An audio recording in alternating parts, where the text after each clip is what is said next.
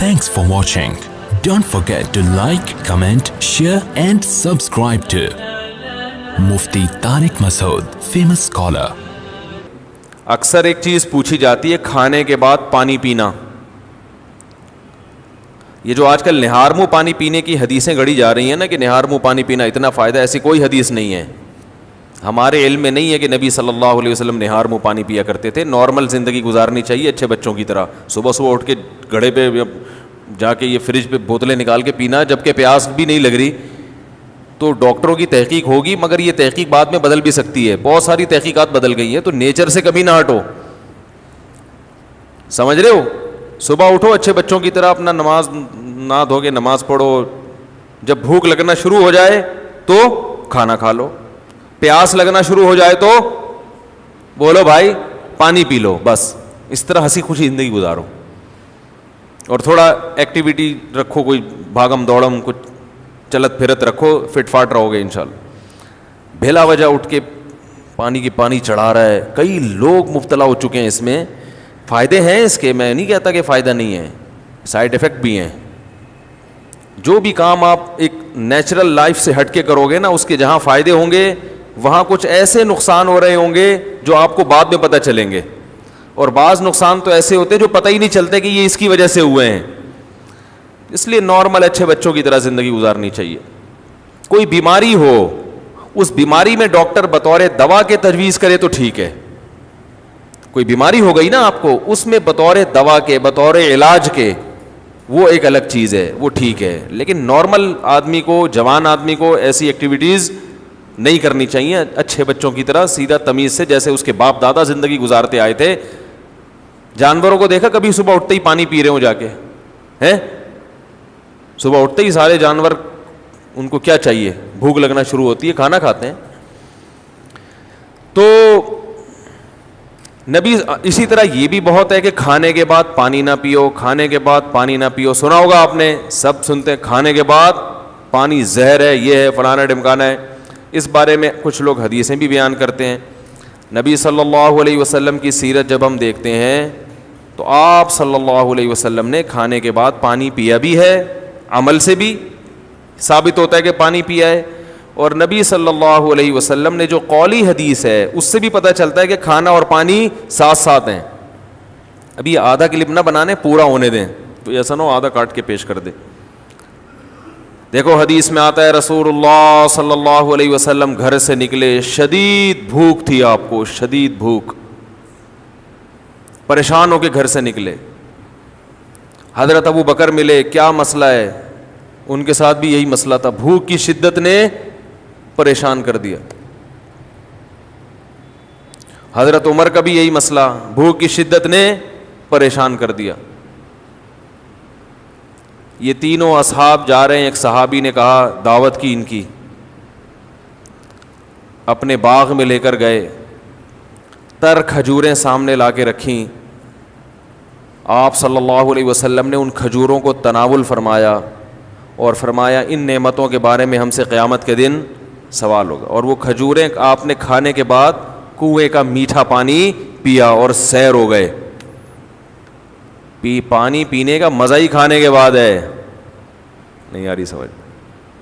جب شدید بھوک میں آپ کھجوریں کھاؤ گے اور اس کے بعد پانی پیو گے تو کیا مزہ نہیں آئے گا؟ کھجوریں کھا لیں، اب پیاس لگ رہی ہے آپ کا، نہ کھانے کے 3 گھنٹے کے بعد پانی، 2 گھنٹے کے بعد پانی، وہ بہت مصیبت ہے بھائی. یہ نیچر ہے، کھاتے ہی پانی پینے کا دل چاہتا ہے. اور ایک اور حدیث سنا دیتا ہوں. آپ صلی اللہ علیہ وسلم نے فرمایا معدے کے 3 حصے کرو، ایک حصہ کھانا، ایک حصہ پانی، ایک حصہ ہوا. تو یہ جو ایک حصہ پانی اور ایک حصہ کھانا، اس کا صاف مطلب ہے کہ کھانے کے ساتھ ہی پانی ہے، تبھی تو اس کے لیے جگہ چھوڑنی ہے. کیا ہو گیا؟ اگر کھانے کے 2 گھنٹے بعد پانی ہوتا تو 1/3 کھانا تو وہ ہضم ہو چکا ہوتا ہے، پھر تو پورا معدہ پانی کے لیے تیار ہے. تو دونوں حدیثوں کو ملائیں تو رزلٹ کیا سامنے آئے گا کہ کھانا پانی قرآن میں کیا ہے؟ کلو واشربو، کھاؤ اور پیو، کھاؤ اور پیو. تو کھانا پینا کٹھا ہے. لیکن دونوں حدیثوں کو ہم ساتھ ملاتے ہیں. آدھی حدیث لوگ ہیں نا, آدھی نہیں لوگ, پھر مسئلہ خراب ہوگا. دونوں کو ساتھ ملاتے ہیں. ایک حدیث میں آ رہا ہے کھانے کے بعد آپ نے پانی پیا, اور کھجور کے بعد, جس میں عام طور پہ منع کیا جاتا ہے.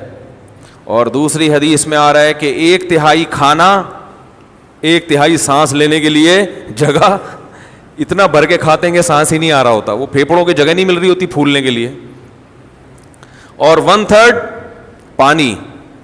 تو پتہ یہ چلا کہ یہ پیشکش اس کے لیے ہے جو 1/3 کھانا کھاتا ہے. سمجھ میں آ رہی ہے بات؟ اتنا کھانا کھاؤ کہ پانی کے لیے جگہ ہو. آج کل جو منع کیا جاتا ہے کھانے کے بعد پانی سے, ان لوگوں کو شاید ڈاکٹروں کی مراد وہ لوگ ہوں یا سب لوگ ہی ایسا کر رہے ہیں, وہ یہاں تک کھاتے ہیں. اس کے بعد جب آپ پانی پیئیں گے تو وہ کھانا پھول جاتا ہے یا اور مسائل پیدا کرتا ہے, وہ جگہ بچتی نہیں ہے. اس سے نتیجہ کیا نکلتا ہے؟ بد ہضمی. تو تھوڑا کھانا اگر کھایا جائے تو اس کے بعد پانی پینے میں کوئی حرج نہیں ہے, بلکہ فائدہ مند ہے, کیونکہ نبی نے جو کام کیا وہ نقصان دہ نہیں ہو سکتا. دوسری بات یہ کہ پانی کس قسم کا پینا ہے. ہمارے نبی نے جو پانی پیا وہ کنویں کا, وہ ایک نارمل ٹیمپریچر ہوتا ہے اس کا. اور ہمارے ہاں جو کھانے کے بعد پانی پیا جاتا ہے وہ فریج کا نکلا ہوا ٹھنڈا ٹھاٹ. سمجھ میں آ رہی ہے بات؟ اس سے معدے کا کیا ہو جاتا ہے؟